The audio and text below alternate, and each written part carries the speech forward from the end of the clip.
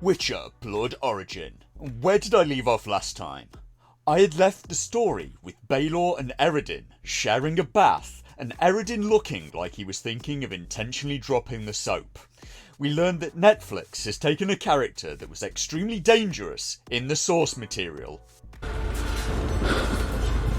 Any last words? Set the trap. Fight. You had your chance.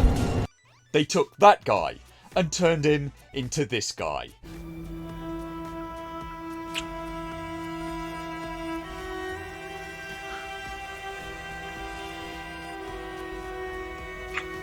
A guy that is doing what he's doing, not because he's a bloodthirsty slaver, but instead for love.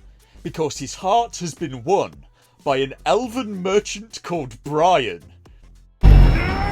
When we meet Eredin in Blood Origin, he is the commander of the Zentraean troops. I think his ambition is primarily driven by love. Because he fell for an elven merchant called Brian. Is this a joke? Oh god, fucking Brian. That's right, Eredin, the leader of the Wild Hunt, couldn't resist the silver tongue of Brian the man-elf merchant. So Eredin and Baelor are finding things hard. Their new empire is running out of food, and they're really worried about Fjord and the Lark for some reason, so they've sent the military after them. We cut to Fjord, the Lark and Cien, and they've reached a city called Byrel that's under siege by the Golden Army. And how long have they been gone? Because sieges are not exactly quick. And let's look at that city again. Where's the agriculture? What are the people here eating? I'm not surprised by the food shortages on this continent. We've seen quite a bit of it, and there's no agriculture anywhere. Watching this siege, Team Lark realise that they need more men to take on the Empire. They need sellswords, so they need money, so they're going to rob a bank. They get to a town conveniently where a bank is, and there are what, 3 buildings in the entire town, including the bank? And again, no farming. Why would they need a bank here? These writers don't seem to understand how anything works. No people equals no need for a bank. And the bank has been emptied already after the coup. There's nothing there except one dwarven banker and wanted posters for Fjord and the Lark. At this point, Golden Empire soldiers find them, and this fight in the bank may be the best this show gets. It's actually not bad. They take steel doors off of the walls of the bank and use them as shields, and fight in formation to beat the enemy's superior numbers. So the soldiers try to seal them in and smoke them out, but they escape through a hidden tunnel, but not before the Lark blows the plan and gets Cien stabbed with a poison blade. Meanwhile, back in Sintra, Empress Merwin is still not happy. Baelor and Eredin are really ruling the kingdom, not her, and she thinks that they'll get rid of her as soon as they don't need her, which is silly because they've never really needed her. What function has she ever served in this coup?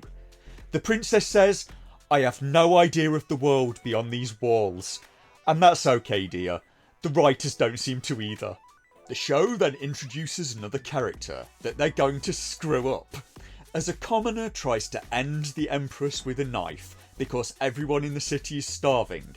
We look at the cityscape of Sintra, and how about instead of going to war and sieging cities, you go fishing and feed yourselves?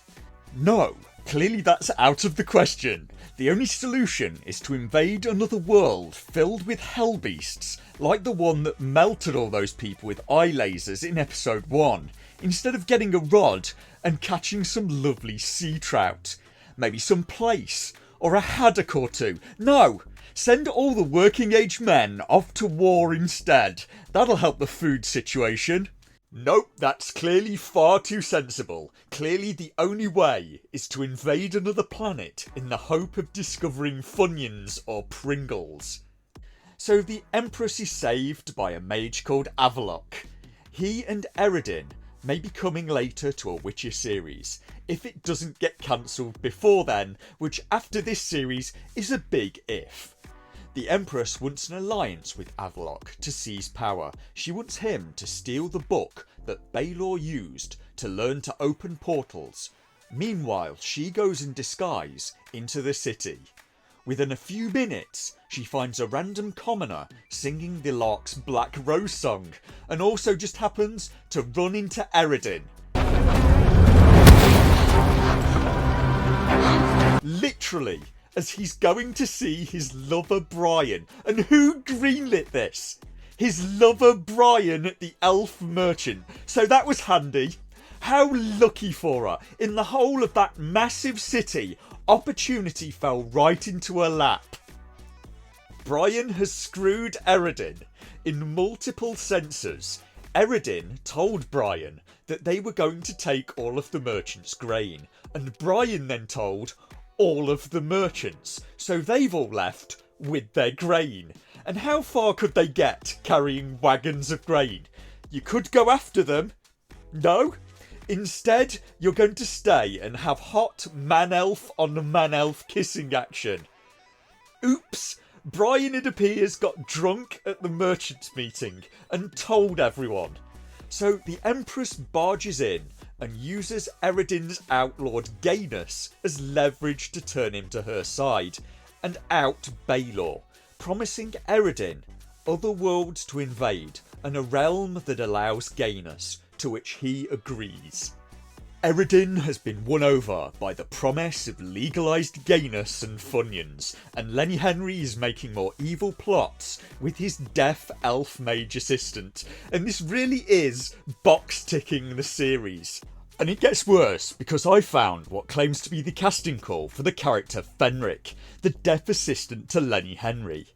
The character was allegedly listed as Fabry for the casting call, and Fabry's casting call reads: Fabry is a tall, muscular female druid who's deaf or who communicates via sign language. She's dangerous, witty and delighted by the arrival of her sudden access to magic.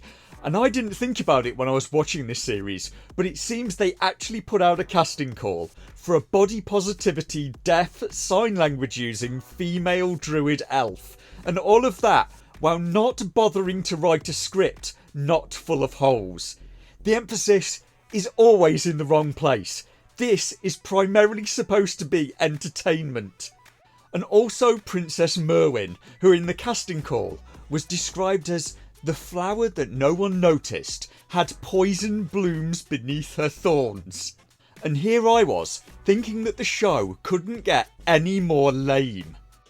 Lenny goes back to the Dark Realm for more power and sacrifices some children to get that power, but he only gets a taste that quickly wears off, and he can't understand why.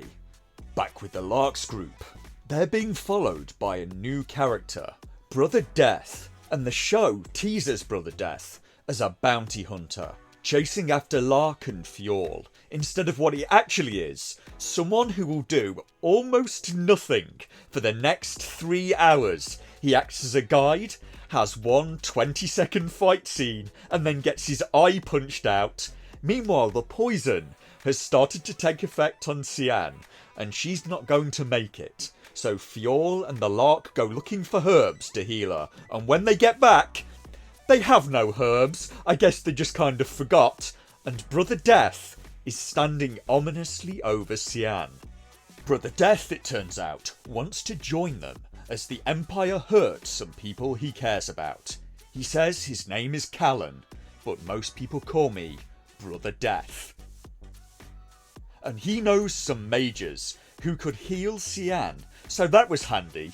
What luck! He just happens to know someone, he says. He could take Lark's group to them, with one small problem.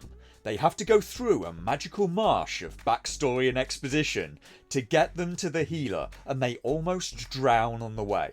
So they find the mages, a brother and sister. The sister is a female elf with cerebral palsy, and that's something that the show allegedly asked for in the casting call. So clearly they had their priorities in entirely the right place. Cian gets healed, and the group now has 2 new members, a healer and an expert on portals. The very guy who taught evil wizard Lenny Henry, so that was again very handy. On the entire continent, they just happen to run into that one guy that they need. So they set off for Sintra, and Portal Guy can get them there in a moment, he says, using a portal. So that's handy, isn't it? They happen to miss Sintra though, and instead end up on a strange planet, where they're attacked by a weird giant centipede anglerfish thing that wants to eat the lark, and just as it's about to catch her, that's it for episode 2. We cut to the credits and that was god awful. The entire plot runs on repeated serendipitous events. Could you make me a cup of tea, please, Stephanie?